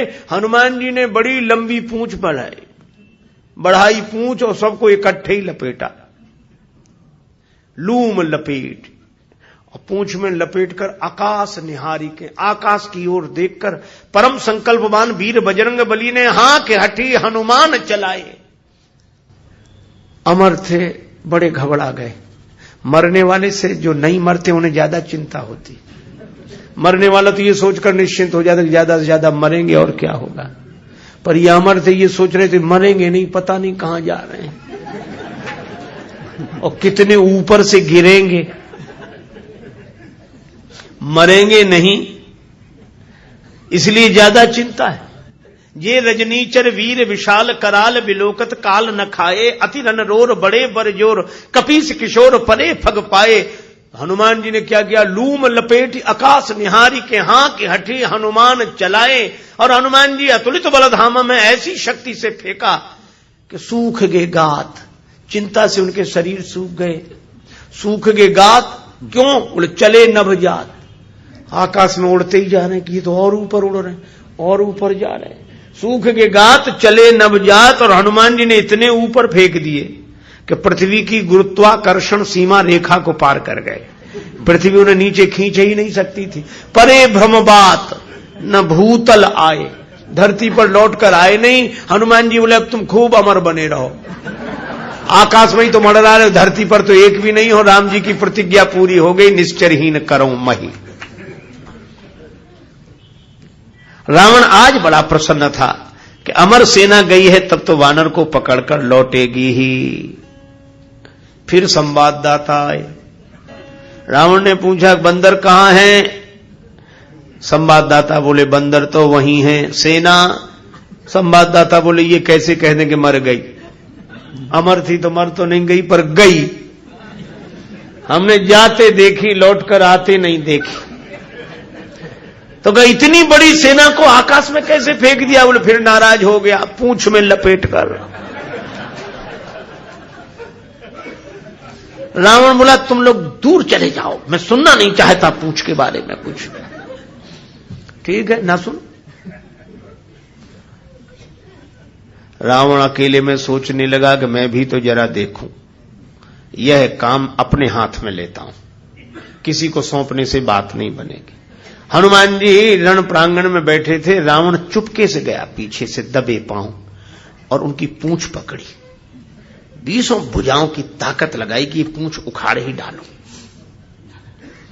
हनुमान जी लड़े नहीं। किसी ने कहा लड़ते क्यों नहीं? बोले सामने आता तो लड़ते, जो पीछे उससे क्या लड़े? तो कहा कुछ तो करो। रावण सोच रहा था कि हनुमान जी अब मुड़ेंगे और हमसे भिड़ेंगे, पर हनुमान जी न भिड़े न मुड़े, उड़े। ये तो उसको कल्पना नहीं थी कि ऐसा भी हो सकता है। उड़े उड़े बजरंग बली, और ऐसे उड़े। रावण पूंछ पकड़े था, जल्दी जल्दी में छोड़ नहीं सका। कल्पना होती तो छोड़ देता। और रावण पूंछ पकड़े था, हनुमान जी उड़े तो रावण भी लटक गया। पहले पूंछ छोड़ नहीं रहा था, अब छोड़ सकता नहीं था, अब तो पूंछ ही आधार था। हनुमान जी उड़ते ही जाए, उड़ते ही जाए। अब रावण ही कह रहा था कि हे शंकर भगवान, ये पूंछ कहीं टूट न जावे या हमारे हाथ से छूट न जावे। नहीं, हम तो कहीं के नहीं रहे, न धरती के न आसमान के।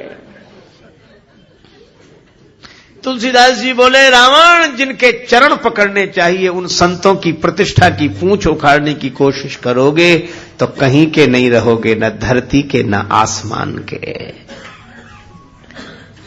और हनुमान जी का कुछ नहीं बिगड़ा, आज तक कुछ नहीं बिगड़ा। इसीलिए हनुमान जी महाराज के बारे में तुलसीदास जी कहते हैं कि वे अभिमान शून्य हैं, उनका अपना अभिमान नहीं है, और अभिमान है तो केवल इतना है कि मैं राम जी का दूत हूं। और यही कारण है कोई तन के बल का अभिमान करते हैं, कोई धन के बल का अभिमान करते हैं, कोई पूर्व परिजन प्रतिष्ठा के बल का अभिमान करते हैं, पर धन्य है हनुमान जी, यह तो भगवान के बल का अभिमान करते हैं कि मैं राम जी का दूत हूं। राम दूत अतुलित बल धामा, राम दूत अतुलित।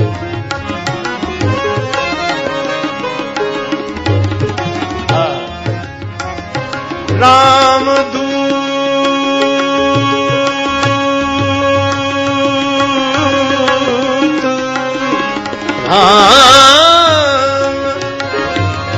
राम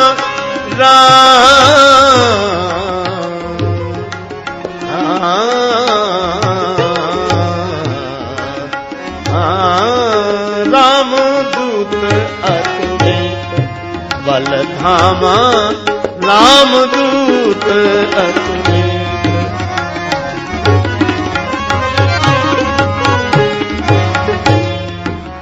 अंजनी पुत्र पवन सुत नामा, दूत अतुलित। अतुलित बल बल धामा, राम दूत, राम दूत अतुलित, दूत अतुलित, दूत अतुलित। अब यह तो सबकी सोच है कि हनुमान जी जैसा कोई बलवान नहीं, अतुलित बलधाम है। पर अब हनुमान जी से भी तो पूछो कि आपको कैसा लगता है यह सुनकर। बंदरों ने अपने अपने बल का वर्णन किया, समुद्र पार जाते समय निज निज बल सब काहू भाखा, पर हनुमान जी नहीं बोले किसी ने हनुमान जी से कहा कि सभी बंदर अपने अपने बल का वर्णन कर रहे हैं, आप क्यों नहीं बोले? हनुमान जी बोले, जिसके पास अपना बल हो सो बोले, हमारे पास हमारा बल है ही नहीं, बल नहीं है, नहीं है। आप तो अतुलित बल धामम है। हनुमान जी बोले, हां है, पर एक बात सोचना, धाम, धाम माने मकान, भवन। अच्छा, सोना अगर किसी मकान में भर दिया जाए तो सोना मकान का है कि मालिक का? मालिक का है। हनुमान जी बोले, हम तो धाम हैं, मकान है, पर ये जो बल रखा है वह मालिक का है। तो मालिक कहां रहते हैं? बोले, वो भी उसी मकान में रहते हैं। कौन से मकान में? का जास हृदय आगार बसही राम सर चाप धर। इस मकान में मालिक रहते हैं, इसलिए इसमें जो बल है वह भी मालिक का है। और यही बात अगर हमें समझ में आ जाए, ये सब कुछ भगवान का है, भगवान भीतर रहते हैं, हमारा क्या है? बेकार का अभिमान है। जब तक मेरे प्राण मेरे शरीर में है, बिल्कुल ठीक है, पर अभिमान काहे का? प्राण अपने होते हुए भी अपने नहीं है। श्वास आ जा रही है, अपने लिए है, अपनी नहीं है। अगर अपनी होती तो बड़ी कठिनाई यह भी हो सकती थी, क्या आदमी का जब मन होता तब श्वास लेता, नहीं होता तो नहीं लेता। कोई कहे कि श्वास क्यों नहीं लो? हमारी श्वास तुम्हें क्या मतलब, हमें जब लेना होगा तब लेंगे, पर यह लेनी ही पड़ती है। इस संसार की गतिविधियों पर नहीं अधिकार किसी का है, जिसको हम परमात्मा कहते ये सब खेल उसी का है। जिसको हम परमात्मा कहते ये सब खेल उसी का है।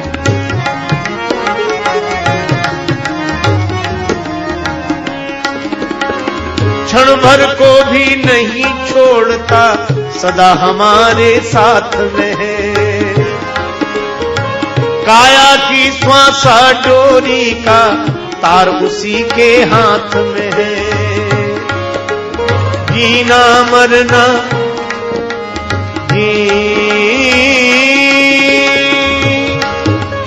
हंसना रोना, जीना मरना सब उसकी मर्जी का है।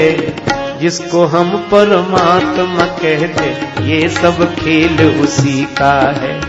इस संसार की गतिविधियों पर नहीं अधिकार किसी का है। जिसको हम परमात्मा कहते ये सब खेल उसी का है।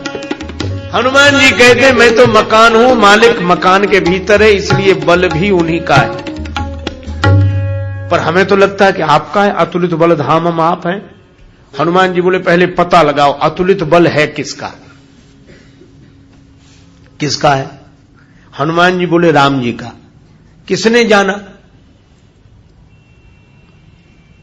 हनुमान जी बोले एक थे जो राम जी का बल देखने गए, इंद्र के पुत्र जयंत। सुरपति सुत धरे बायस बेखा, सुरपति सुत धरे सुरपति सुत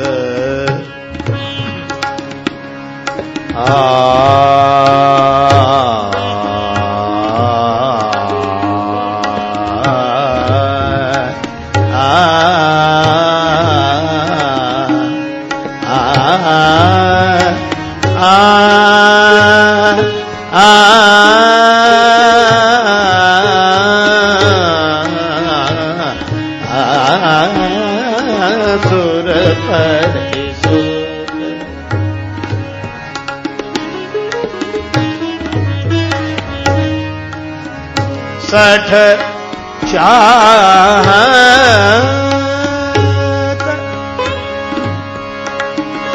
रघुपति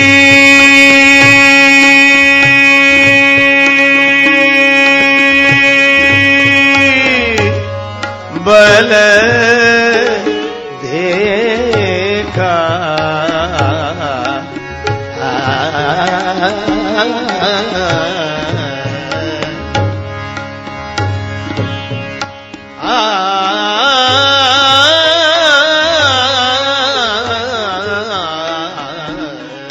सुरपति सुत सुरपति सुत सुरपति सुत। इंद्रपुत्र जयंत ने कौए का वेश क्यों बनाया?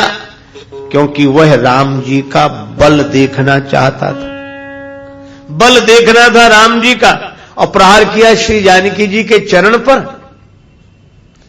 जानकी जी भगवान के आश्रित हैं, भक्ति हैं। भगवान का बल देखना हो तो भगवान का विरोध करने से पता नहीं लगेगा, भक्त का विरोध करो तो पता लगेगा। निज अपराध रिसाही न काऊ, जो अपराध भगत कर करई, राम रोष पावक सो जरई।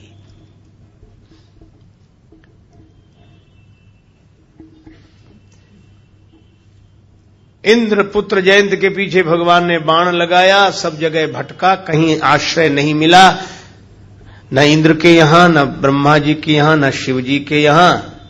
नारद जी संत हैं, दया लगी कि भटक रहा है, जयंत कहां जा रहे हो? जयंत ने उनसे शरण मांगी नहीं थी, पर नारद जी ने अपनी ओर से कहा। संत दयालु होते हैं, अपनी ओर से विलागी दया कोमल चित संता। जयंत ने कहा कोई ठिकाना हो तो बताऊं कि वहां जा रहा हूं, जहां बाण ले जाए वहीं जा रहा हूं। बाण पीछे लगा है। क्यों लगा है?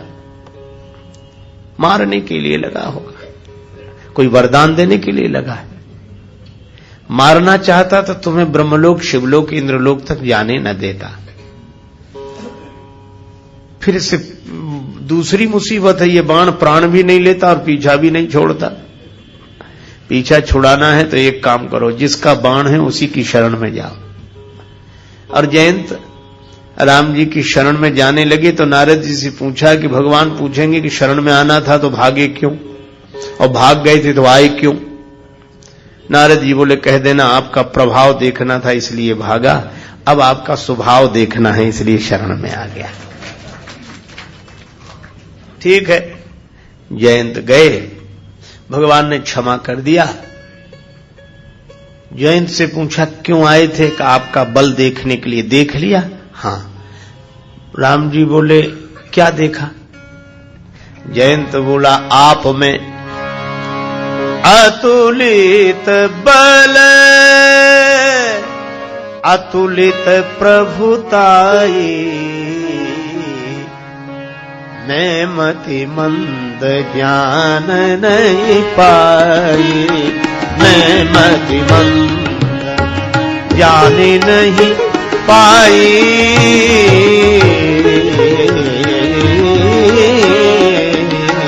मैं मति मंद अतुलित बल, बल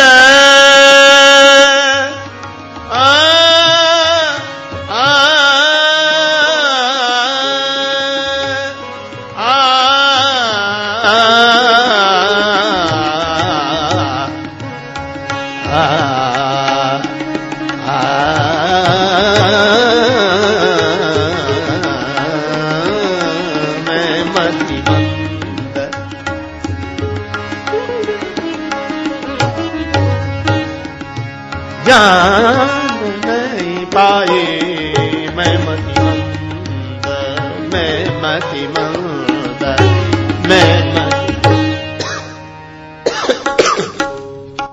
प्रभु मैंने देख लिया आप में अतुलित बल है, अतुलित बल है।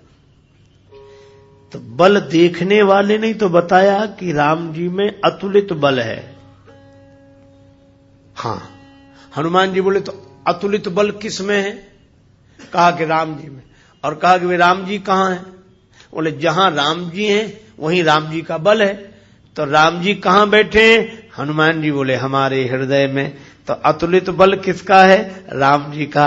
तो हम तो केवल धाम हैं, तो हम क्यों अभिमान करें कि बल हमारा है? हम तो मकान हैं, इस मकान में जो मालिक रहता है और मकान में होने वाला वैभव भी उसी मालिक का होता है। इसलिए अतुलित बल धाम होने के बाद भी हनुमान जी को अभिमान नहीं है कि हमारा बल है, क्योंकि वे जानते हम भी हम नहीं हैं। तो आप कौन हैं? बोले यहाँ रामदूत अतुलित बलधामा।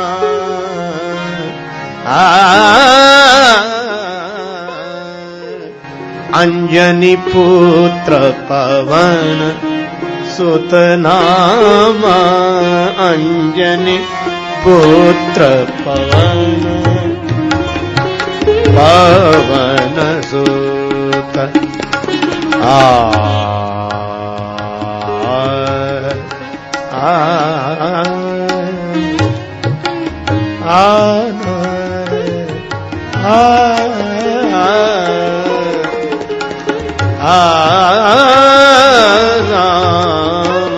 अंजनी पुत्र पवन सुत नामा। अंजनी पुत्र पवन पुत्र पवन पुत्र पवन पवन पवन सुत नामा।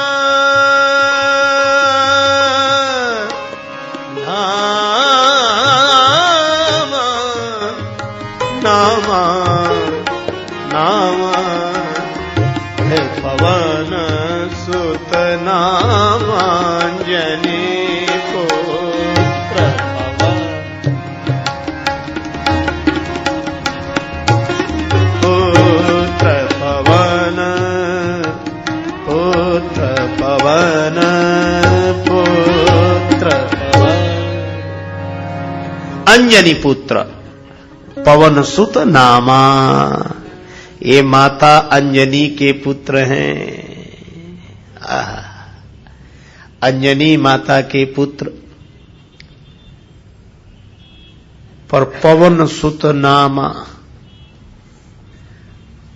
नाम क्या है? पवन पुत्र। अंजनी माता के पुत्र हैं। शंकर सुवन केशरी नंदन आगे पंक्ति आएगी। अभी तो हम लोग अंजनी पुत्र पवन सुत नामा। शंकर जी के तेज को पवन ने श्रवण मार्ग से माता अंजनी के गर्भ में स्थापित किया और उन्हीं से हनुमान जी का जन्म हुआ। अंजनी पुत्र माता की प्रधानता है। माता की प्रधानता अंजनी पुत्र। पिता के नाम का यहां उल्लेख नहीं किया। माता के गर्भ में हनुमान जी आए। शंकर जी का जो तेज है उसको लेकर पवन देव माता अंजनी तपस्यारत थी। बजरंग बली को जन्म देने वाली माता सामान्य नहीं, साक्षात तपस्या की मूर्ति। उन्हें लगा कि कोई है, कौन? प्रकट हो, नहीं मैं श्राप देकर भस्म कर दूंगी। पवन देव ने हाथ जोड़े।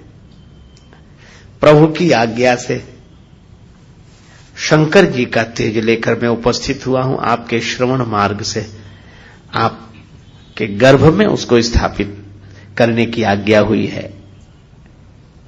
माता ने भगवान की आज्ञा मानकर उसको स्वीकार किया और उसी से हनुमान जी जन्मे। इसलिए पिता के नाम का उल्लेख नहीं। अंजनी पुत्र, माता ही मुख्य है, पर माता को मुख्यता किसके माध्यम से मिली? पवन सुत नामा।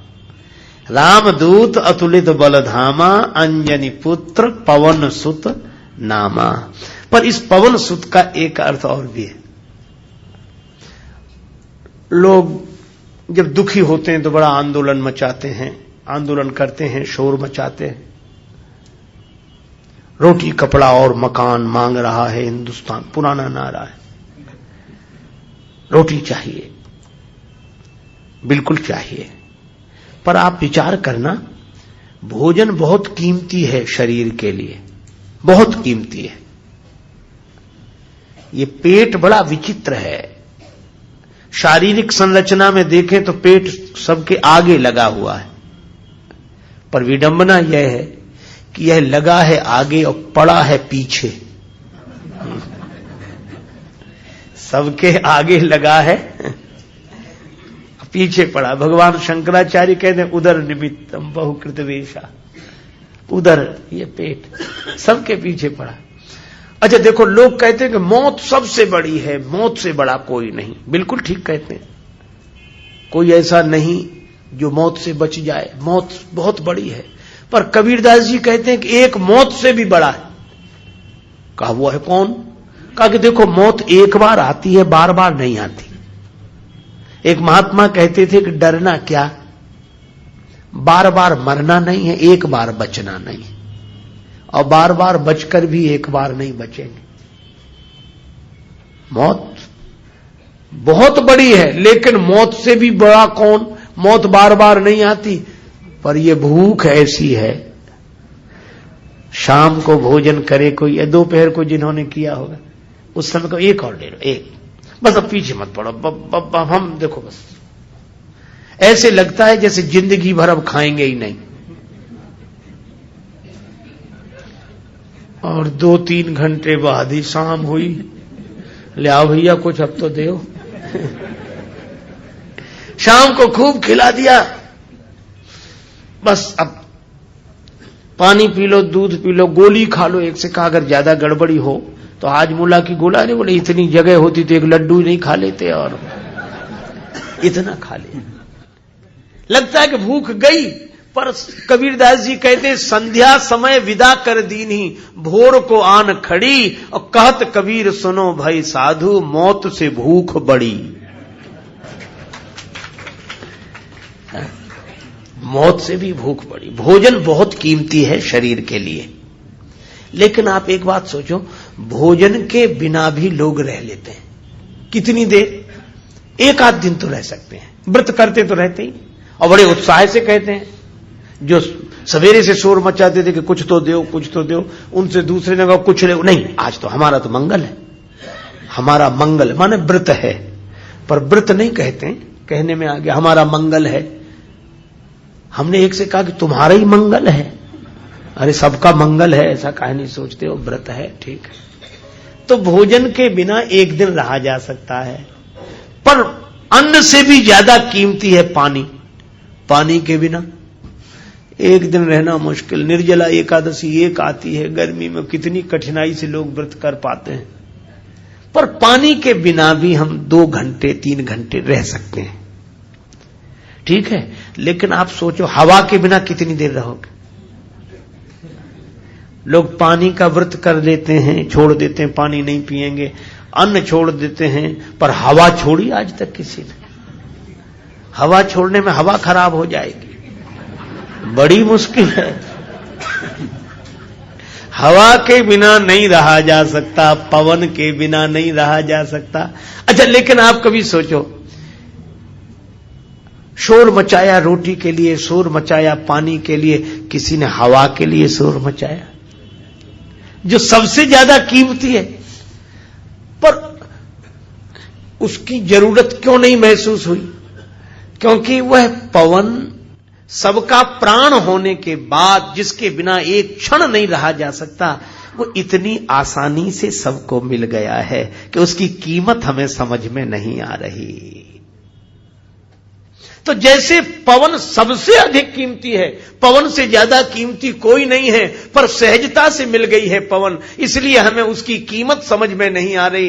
इसी तरह राम जी की लीला में सबसे अधिक महत्वपूर्ण अगर कोई है तो हनुमान जी हैं, पर हनुमान जी इतने निरभिमानी हैं, इतने आसानी से मिल गए हैं कि हमें उनकी महिमा समझ में नहीं आती।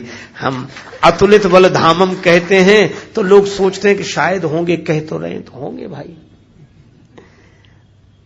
इसीलिए पवन सुत नामा, वे पवन पुत्र हैं। पवन सबसे ज्यादा महिमामय होने के बाद भी दिखता नहीं है और आसानी से मिल जाता है। एक सज्जन बोले अगर आसानी से मिल गए हैं हनुमान जी तो दिखते क्यों नहीं?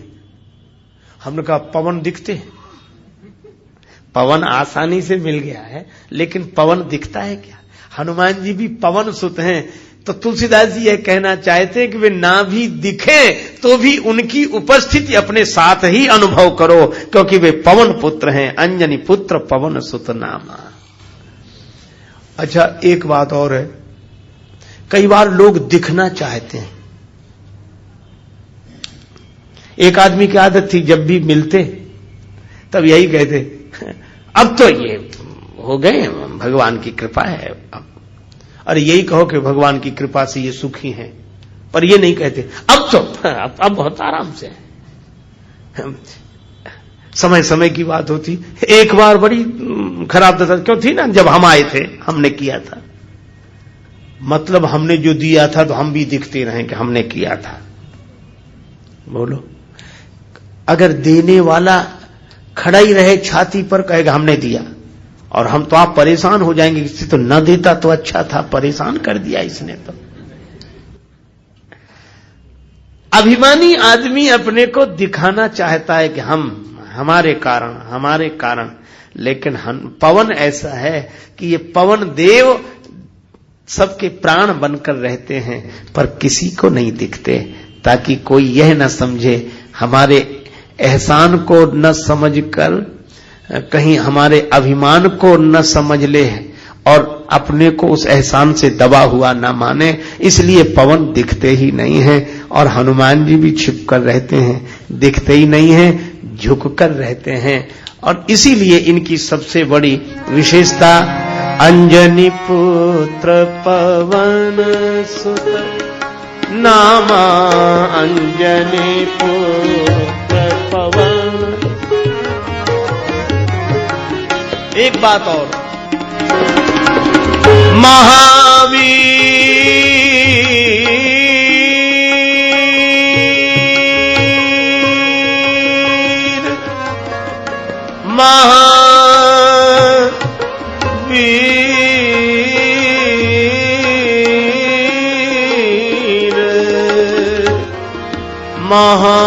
महावीर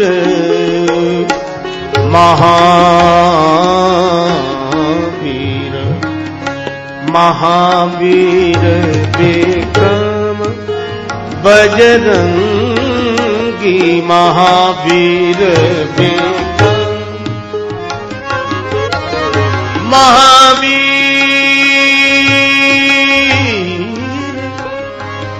महावीर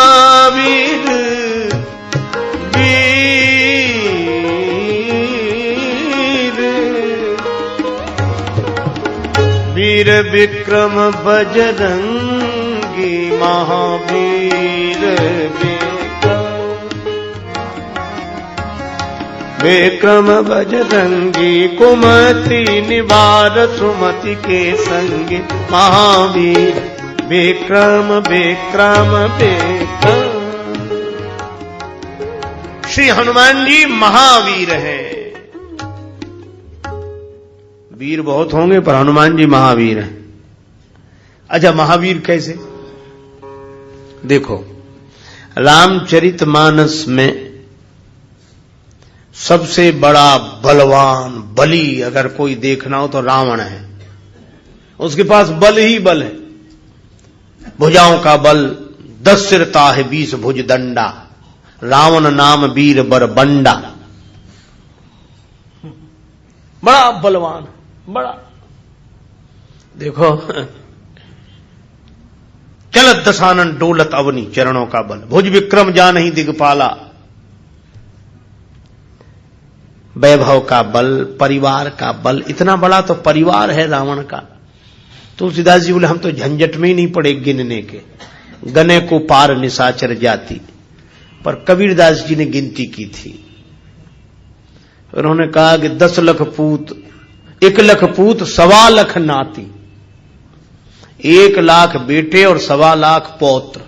ये 2.25 लाख तो परिवार के सदस्य थे उसके।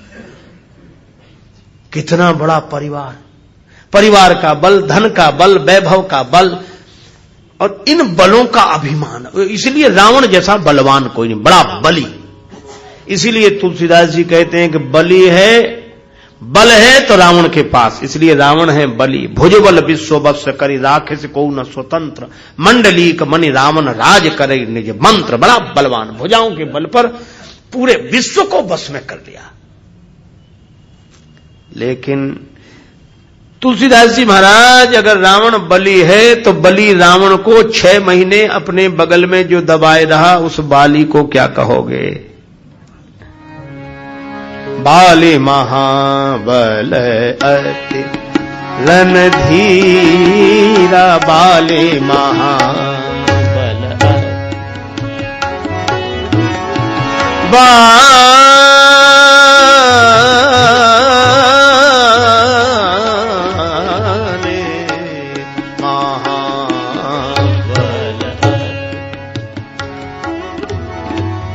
बाले महाबल बल अति महाबल अति रणधीरा, बाले महाबल अति बाली महाबल। रावण के पास अगर बल है तो बाली के पास महाबल है, तो रावण यदि बली है तो बाली महाबली है। इसका अर्थ है कि सारे संसार को जिसने अपने बस में कर लिया वह रावण बली, और बली रावण को जिसने अपने बस में कर लिया वह बाली महाबली, और महाबली बाली को भी जिसने एक बाण से धराशायी कर दिया वे राम। श्री राम कौन? तुलसीदास जी बोले, राम जी संसार को जो बस में कर ले वो रावण बली, और बली रावण को जिसने अपने बस में कर लिया हो वो बाली महाबली। और राम जी, हा जग एक वीर रघुराया, राम जी वीर हैं। इसका अर्थ हुआ कि संसार को जो बस में कर ले वह बली, और संसार को बस में कर लेने वाले रावण को जो अपने बस में कर ले वो बाली महाबली, और महाबली बाली को जिसने अपने बस में कर लिया वो राम जी वीर। और राम जी अगर वीर हैं तो वीर को जो अपने बस में कर ले वह महावीर। विक्रम बजरंगी कुमति निवार सुमति के संगी। हनुमान जी महावीर हैं, महावीर विक्रम बजरंगी, वज्रांग हैं, और इनके विक्रम पराक्रम का क्या कहना।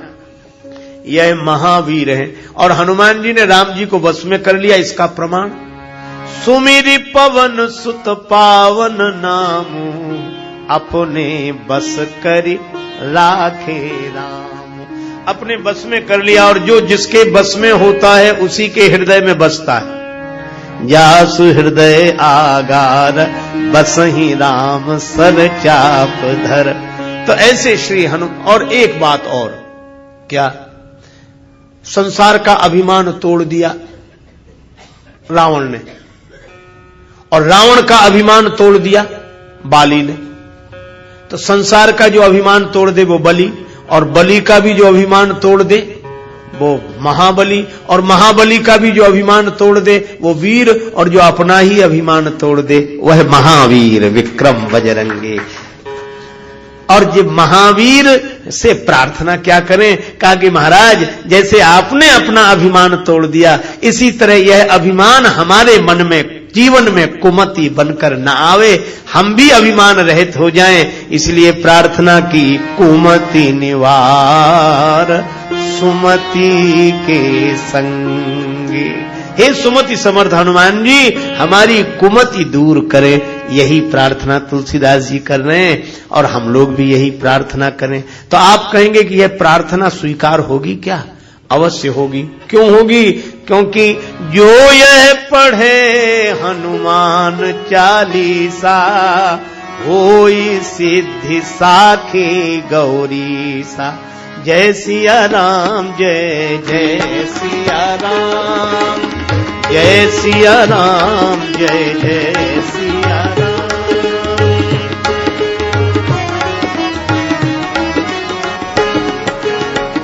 जय सिया राम, जय जय सिया राम, जय सिया राम,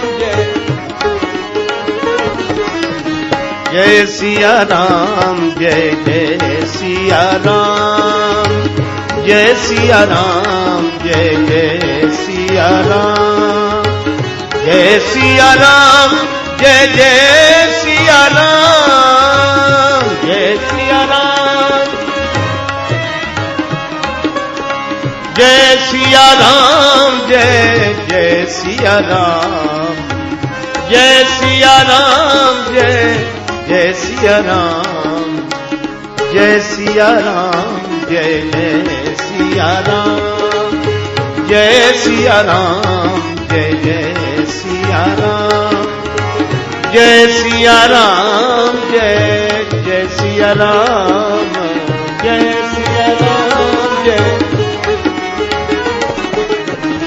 जय सिया राम, जय जय सिया राम, जय सिया राम, जय जय सिया राम, जय जय सिया राम, जय जय सिया राम।